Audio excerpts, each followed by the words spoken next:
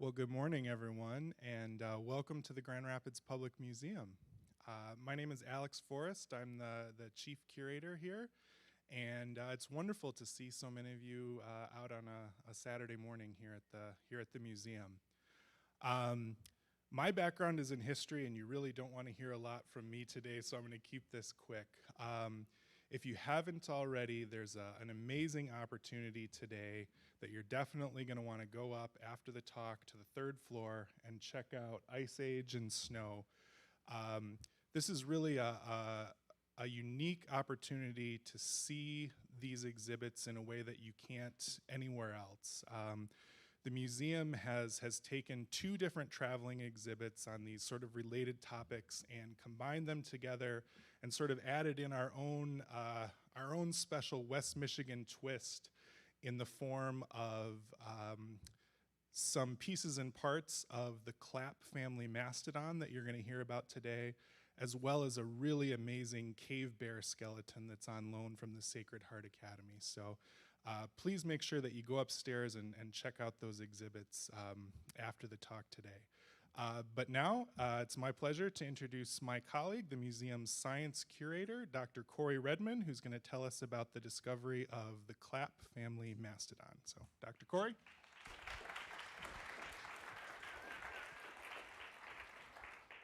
Thanks, Alex. Can everybody hear me? Good morning. Thank you for coming. So as Alex mentioned, I'm going to talk to you about the Clapp Family Mastodon. This is a partial American mastodon that was found in August of last year and donated to the museum. It's named after the landowners, Courtney and Michael Clapp, who generously donated it to the museum. So this find would stay close to home, could be enjoyed by as many people as possible, and could be studied by science.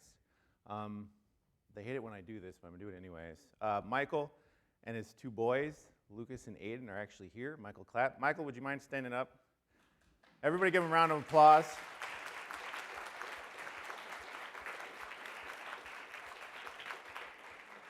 I keep telling them they're like rock stars for the museum, and they don't believe me.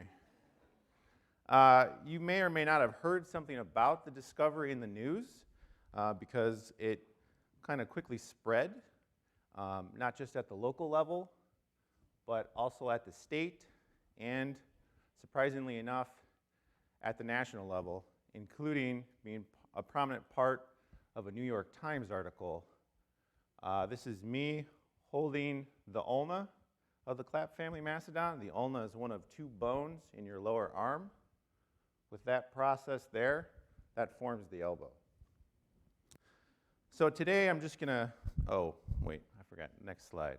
And I suppose you really capture people's attention when they turn it into a meme.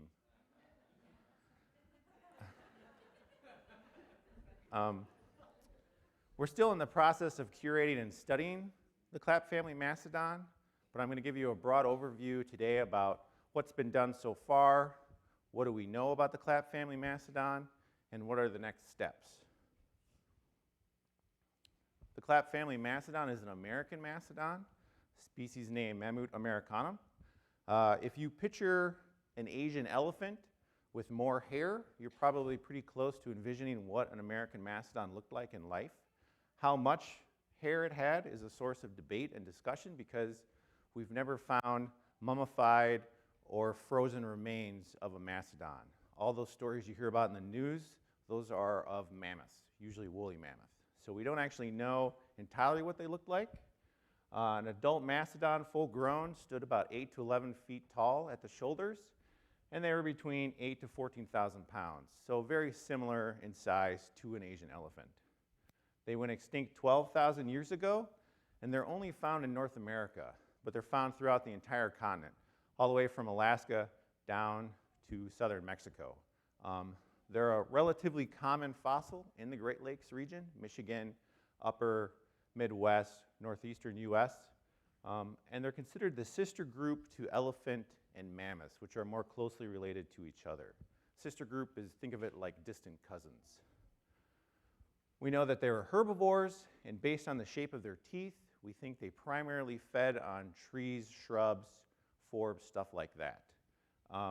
Within Michigan, they tend to be found associated with spruce ash-dominated forests with abundant sedge wetlands. The Clapp Family Mastodon was found August 11th, 2022, just northeast of Kent City. So here we are, Grand Rapids. There's Kent City. And then the red dot denotes where the Clapp Family Mastodon was found. Busher Development was putting in a culvert under 22 Mile Road and came across some large bones. They didn't know what they were, but they found that they were unusual. Thankfully, they stopped the heavy machinery, and they reported it to the Kent County Drainage Commission. They were basically doing a big Kent and Newaygo County Drainage Commission project. So when they were putting in a culvert, they found these large bones. They reported it to the commission, and then the Kent County Commission reached out to local institutions and museums, and that's how I got involved. This has been said before, and it bears repeating. Preserving an animal like this is a community effort. Busher Development was not legally required to stop digging. They could have kept going. In the state of Michigan, as in most US states, they're not required to stop when you come across fossils, but thankfully they did. They recognized they had a unique find, and they wanted to see it preserved. These were some of the first bones that they found. This bone here, this is the shaft of the femur, so your upper leg bone. That's the patella, or the kneecap. This is the base of a neck vertebra. That's a tail vertebra. And then most of these other bones are metapodials, basically bones in this part of the hand and the foot. This is a great drone footage that one of the museum employees got of the dig. So you can see this is 22 Mile Road. This is where they were putting the culvert. And the first bones were actually found just under the road, and the rest of the skeleton was just to the right of it. Oh, I keep reading in advance. The Clapp Family Mastodon was excavated on August 12th, over 10 to 12 hours, due to group effort. It was a team effort. We had employees from all departments of the museum come out and help. In addition to Busher Development, the crew from Busher Development that originally found the mastodon bones, they helped us. We had personnel from the Kent Drainage Commission. Dr. Scott Beld from the University of Michigan came out. We had the landowners even got in the pit, got muddy and dirty, and we had lots and lots of local volunteers. You can see these orange survey flags throughout the pit. We used those to mark bones as they were uncovered, so we didn't lose track of them. Somebody didn't accidentally step on them, because as you can see, it was super muddy and wet, and sometimes the bones blended in really well. Some of the bones that you can see in these two images, if you look at the image on your right, these are a whole bunch of ribs right here. That is the base of a vertebrae. That's the top of it. This is a long bone here, so it's a bone either of your upper or lower limbs. In this photo on the left, that's part of the pelvis. There's another long bone, and this funny U-shaped bone here, that's actually the lower jaw. It's just upside down, so the teeth are down into the ground, and you can see it's wedged between the two scapula or shoulder blades of the mastodon. The goal with this type of exhibit, or excuse me, this type of excavation is to remove the bones as quickly and as safely as possible, and to preserve as much scientific information that we can, because it is an active construction site. Busher Development was great to work with. They were very patient with us, but they have a job to do, and they can't continue on digging until we get out of their way. So it's a balancing act. One of the things that we do to preserve that scientific information is we create a Quarry Map. So we record the orientation and position of the bones relative to each other, and we give each bone a unique field number, which stays with the bone during the entire kind of curation conservation process. The Clapp Family Mastodon, all the bones were found in a relatively small area, about 13 by 13 feet square, and they were all found less than 32 inches below the existing ground surface, which is actually quite shallow. Most partial American mastodon skeletons that are found today tend to be 8 to 10 feet deep. So this one was quite shallow. This image here is just basically a shot of part of the quarry, and this image kind of corresponds to that area right there. So you can see you have part of the pelvis. This is a tibia, so that's your larger of your two lower leg bones.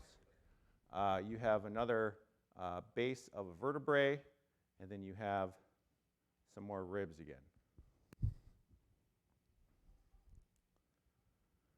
Once all the bones were excavated on August 12th, they were taken back to the Community Archives Research Center, which houses the museum's collection.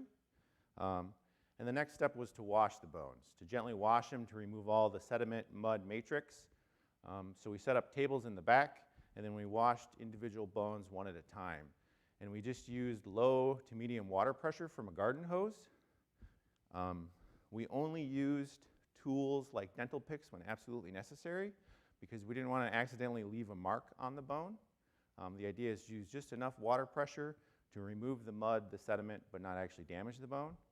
One of the reasons why we try not to use any kind of tools to clean the bone is because we're working with Dr. Dan Fisher at the University of Michigan to study the mastodon, so we can learn as much as we can about this individual. And one of the things that he's going to look for once the bones are dry is he's going to look for any evidence of early human butchering.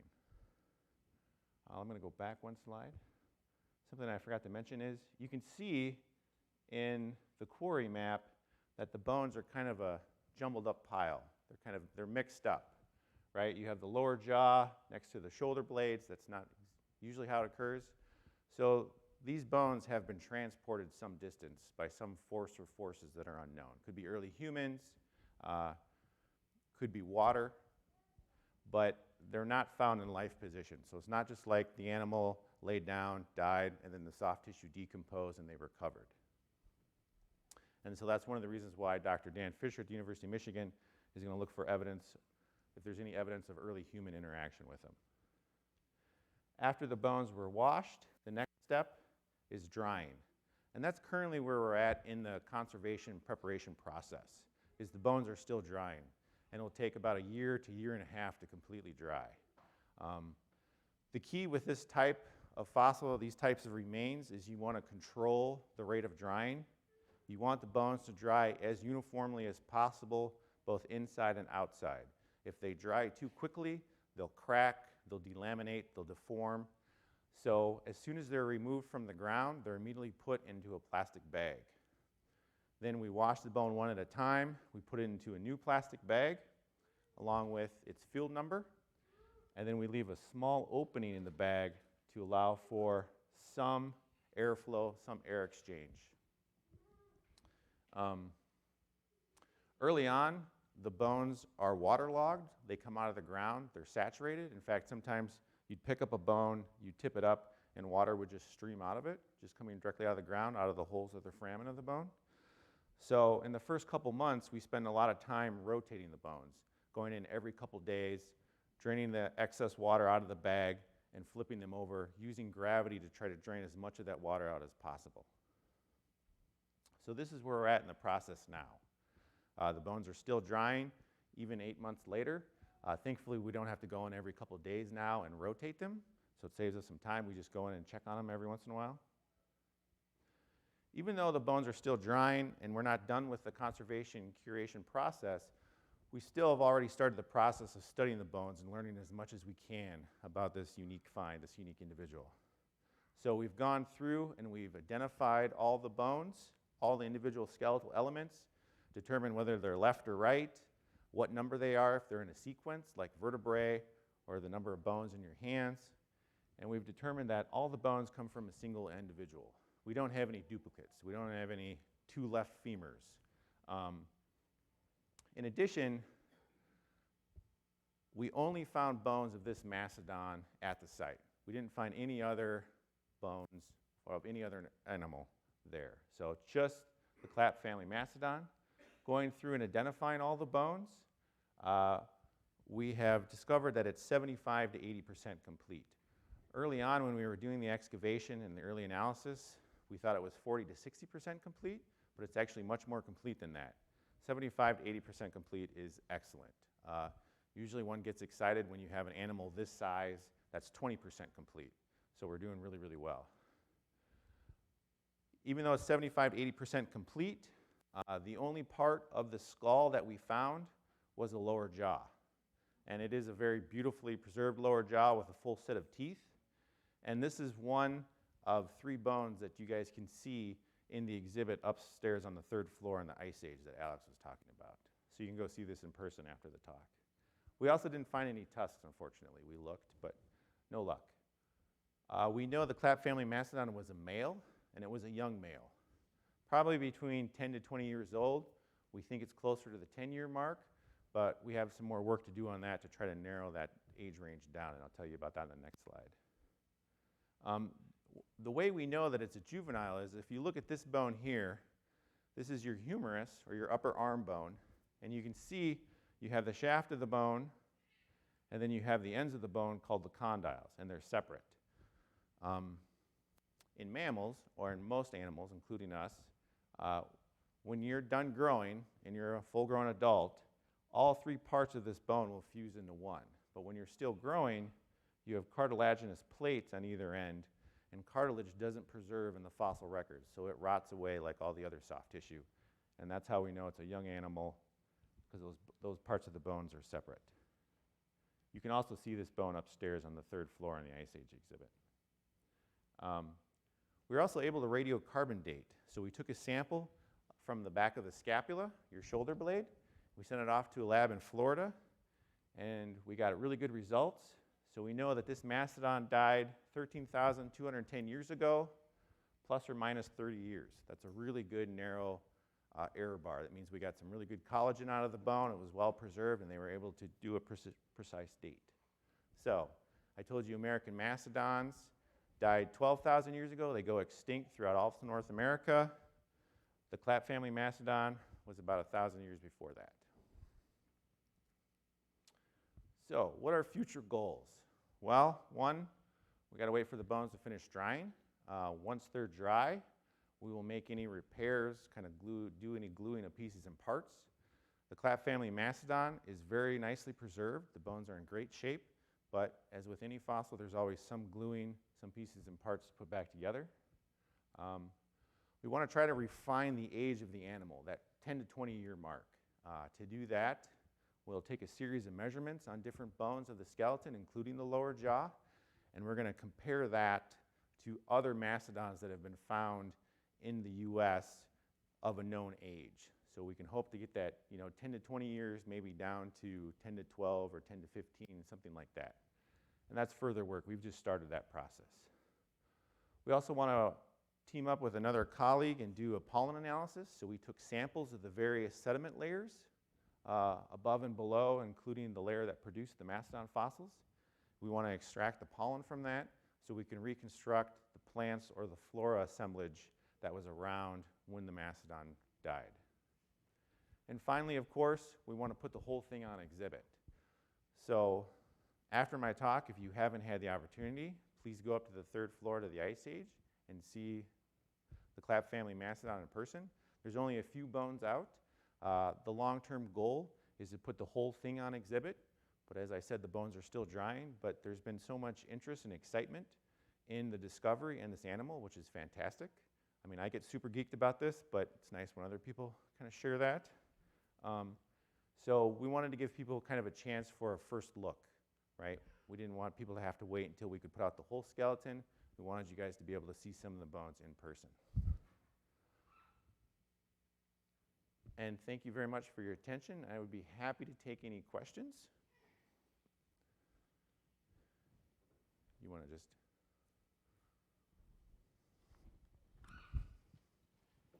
And if you could just use the microphone to ask your question so everyone can hear. Hi, my name's Chris, and great job today, by the way. Thanks. You are welcome. I have 2 questions. One question is, what sort of clues do you think are there that you are under the presumption that that there could have been a butcher involved way back when, and is it because the I'll let you answer that. Yeah, that's a good question. Yeah, so we don't have any clues. It's just something we're going to look at as a potential. It's obvious that the bones have moved, and Dr. Fisher at the University of Michigan, who's an expert in mastodon mammoths, have studied other kind of butchery and kill sites of early humans. And so since that's in his repertoire, we're just going to have him look at the bones. I mean, I could look at them over and I could see some possibilities, but I've never done anything like that. So as of now, we're assuming there isn't, but we're going to look just to make sure. Does that answer your question? Yeah, it was more so like where the tusks could have gone, and if there were any human tools that were found around prehistoric. Yeah, so that's a great question. So, and that's a common one I get is, so, you know, it's 75 to 80% complete. That's awesome in terms of fossil completeness, especially for such a large animal. I mean, think of what the work it takes to bury an elephant, right? But where is the rest of it, right? Where's the skull? Where's the tusk? And we don't know, and we may never know. I mean, we did do some searching, what we call probing, kind of moving out from where we stopped digging. The reason we stopped digging was because the bones stopped. So the rest of the skeleton could be 500 feet away, or it could be 500 miles away, or it could be destroyed. We just don't know. It's a very good question, but it's extremely hard to answer. The thing you have to keep in mind too, and I have to remind myself this, is this animal died 13,000 years ago. There's a lot that could have happened to the bones between the time the animal died to the time we found it in August, 2022. But yeah, good question. How much mastodons are there in the world? That have been discovered? Yeah, How many? yeah. That's a good question. So mastodons are only found in North America. I have no idea how many have been found throughout all of the whole continent. I know in Michigan, there's probably been about 320 sites that have produced mastodons, but keep in mind most of those are just like a single tooth, maybe a couple bones. So finding a mastodon this complete and this well preserved is really rare. Also, what makes this find unique is it's a young animal. So typically when you find mastodons, they tend to be adults. So it can tell us a lot about kind of the growth cycle of the animal. Is there a possibility that the rest of the mastodon could have been lower underground? Yeah, it's always possible. So that's a really good question. So part of the reason we stopped digging, I said, was because the bones stopped. And the bones were actually in a distinct sediment layer. And immediately below that layer was a very, very clean sandstone, which makes me think it's probably part of what moved it was probably river related or water related. And that layer just didn't continue. But you're absolutely right. It could just be deeper. It could be below the sand layer. I mean, we didn't dig down to see how deep the sand layer was. But yeah, I mean, you could spend a lot of time out there. It's always a balancing act because the crew has to get back to work. Michael and Courtney were very generous to let us on their property, but he also didn't want us ripping up his entire field. So, it's always a balancing act. But yeah, it's a good question. Two quick questions. When you're drying out the bones in the bags, did you have to worry about mold? And did you have to treat the bones to make sure that they wouldn't get moldy? And then another off-topic question is, or just different direction is, how far back did the glaciers cover Michigan, and how does that time frame relate to the age of the mastodon? Like where was the glacial edge at 13,200 years ago? Yeah, good questions. So for part one of your first question, yes, you do have to watch for mold because you want the bones to dry slowly, but they're in a plastic bag. It does have a little opening, but that's actually what Kelsey is doing here, is we're actually rotating and checking the bones for mold, and any mold that we see, we actually spray it with 95% ethanol. because you don't want to re-wet the bone, but you also don't want the mold to spread. We were very lucky. For whatever reason, this mastodon didn't produce a lot of mold. Some mastodons that Dr. Fisher has been worked on, as soon as they're out of the ground, almost mold instantly starts to grow. We're not entirely sure why. Probably has something to do with the chemistry, the soil, the bone preservation. This one we were pretty lucky. We did have to treat mold, but it was pretty infrequent. So that's a really good question. And that's one of the reasons, in addition to rotating it, we had to check it every couple days, just because you want to get on it right away, because if the mold grows thick, it actually can start to damage the bone. Back to your other questions with respect to the glaciers. So Michigan was completely covered multiple times during the Ice Age. How many is a source of discussion and debate, because what happens is you lose the evidence every time the glacier advances.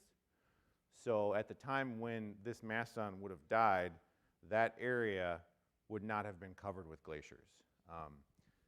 Mastodons appear to have spent most of their time in kind of wet forested areas versus mammoths. Mammoths tend to be more common in kind of more open prairie. So they wouldn't have been living directly on the glacier. And if it had been covered with the glacier afterwards, it probably would have been destroyed, because glaciers kind of rip up and grind through. They move a lot of sediment and dirt. So often you don't have anything preserved in kind of glacial till. Does that make sense? Does that answer your question? Where were the glaciers, though? Was there still glaciers, like at the UP level? I believe so, yes. I mean, I can't 100% reconstruct it in my mind, but yeah. So when you look at mastodons finds, and this relates back to the young man's question in the front, all the mastodons have been found in Michigan on the lower 2/3 of the lower peninsula. The upper third of the peninsula and the upper peninsula, the upper third of the lower peninsula and the upper peninsula, we haven't found any mastodon remains, and that's believed because it was completely covered with glaciers at that time. Oh. Also, how many days did it take you to uncover it?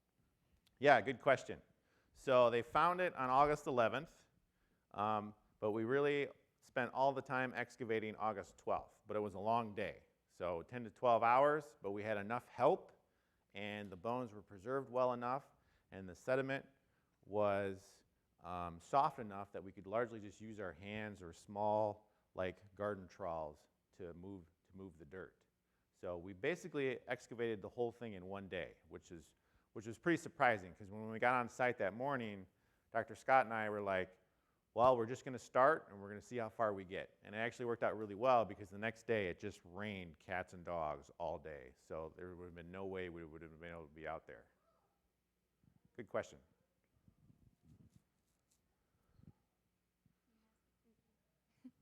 She has a question, but she's too shy. She wants to know how you could tell the gender of it just based on the bones. Yeah, good question. So there's a couple ways you can do it. Ideally, we'd have a tusk, but since we don't have a tusk, you can look at the lower jaw. And you guys, I don't have a good picture of this, but when you go upstairs and look at it, if you look at the lower jaw, let me go back. If you look at the lower jaw, and if you look at the very end of it, right? So this is where it articulates with the skull. So this is the very front of it. If you look at the end here, you'll see two kind of little like rough patches. And that was probably where when it was alive, it had chin tusks.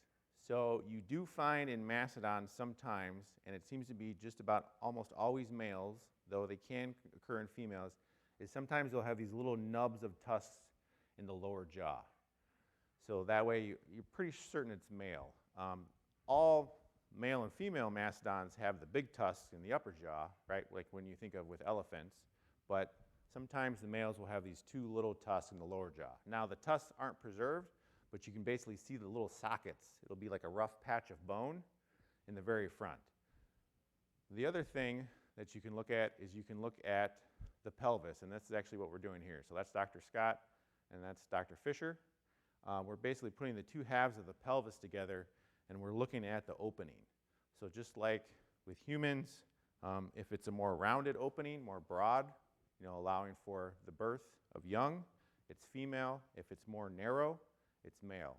So the combination of kind of those two factors and a couple other characteristics that we looked at the skeleton lead us to believe that it is almost certainly male. Good question. So, when you determined that the mastodon was not killed by human butchery on a bone standpoint, what other ways would you determine on how it died? Yeah, good question. We're almost certainly not going to be able to. And even when we look for evidence of human butchering, it still might have been butchered by humans and they just didn't leave any marks on the bone. How the animal died, we probably will never know unless we can find some very, very direct evidence. And it has to be kind of smack you in the face. So there has to be some kind of disease that affects the bone, some very obvious, cut marks, something like that. So most of the time you have no idea how an animal in the fossil record died. But yeah, it's a very good question. Have there been other mastodon finds in this area? And the reason I asked that question is in the 1980s or 90s, there was one found on Kennewa Avenue in Granville area. And whatever happened to that one? Yeah, so to the first part of your question, has there ever been any other mastodons found in that area? Not that I'm aware of, but it doesn't mean it hasn't. It doesn't have to be reported. This one just happened to be reported, and then the Clapp family was generous enough to donate it to us. In terms of your second question, yeah, so in 1985, they found a partial mastodon in Granville. That's Smitty. That's actually here in our collection, and you can see part of the skeleton on display, including tusks and the skull on the first floor in F is for fossils. So we have the rest of the skeleton in the collection. That mastodon is about 20% complete. What's really unique about that is we have both tusks, and Dr. Dan Fisher from the University of Michigan was able to take the tusk and cut it along the long axis. And then if you know what you're doing, you can basically count the growth rings like you do with a tree. So he was able to age that individual, Smitty, which was also a male mastodon, died, was 33 years old, plus or minus 3 years.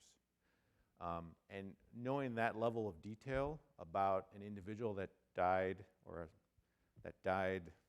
over 12,000 years ago is really rare in the fossil record. So Smitty it's a very cool addition. What's your favorite bone and why? Oh, good question.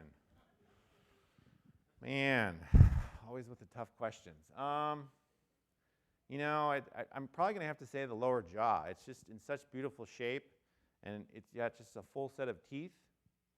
So you can see that the teeth towards the front are more worn, right? That's because that's the teeth that they use to chew their food with, and the teeth in the back are basically less unworn. And when you go upstairs and look at it, they kind of have these peaks. And then if you look closely, it's kind of hard to see in this image, but you have two holes here, and if you look in those holes, you can see a new tooth that's developing. So mastodons, mammoths, elephants, they replace their teeth differently than us or most mammals. So we have two sets of teeth, right? We have our baby teeth and we have our adult teeth. Mastodons, elephants, and mammoths have multiple sets of teeth. I think it's like 6 to 8 over their lifetime, and they run like a conveyor belt. So they actually start in the back, so the newest teeth there, slightly newer, more worn, and then they're pushed out the front. So that it's actually like a conveyor belt. And what happens is the roots of the tooth, if you look at this one, and you can look at this upstairs on exhibit, is you can see the roots are kind of like redissolved, so they basically they kind of just fall out. And that's what modern elephants do, too. Good question. Is there a difference between a mastodon and a mammoth? Yes, there is. That's another good question. So they're similar in size. Mammoths are a little taller, and they're usually a little bigger, but they do overlap in size. Mastodons tend to be a little more, short and a little longer. They do overlap in range. So we did have mammoths in Michigan. Mastodons are just much more common, about 10 to 1. Mammoths tend to be more common in more open environments, so they find more mammoths in like Nebraska, Kansas, but they overlap in time, so they exist at the same time. And mammoths are kind of found, they have a much broader range, so they're found over in Asia, Europe, and there's more species of them. I think we have 4 species of mammoths in North America, and we really only have 1 species of mastodon. There might be a second one, but that's up to debate. Did I answer your question? How many bones did you find? Oh, yeah, good question. So we have over 100 elements. What's the exact number? I don't entirely remember. I think it's like 154, something like that. Might be more than that. We do have to still do some gluing, and putting pieces back together, so that number might go down. But yeah, we have over 100, so there's a lot. There's a lot to keep track of. All right. Sure. Did mastodons live in herds? Did mastodons live in yurts? Herds. Oh, yes. Yes, you're absolutely right. There is evidence of mastodons living in groups or herds, just like modern-day elephants. It's a good question.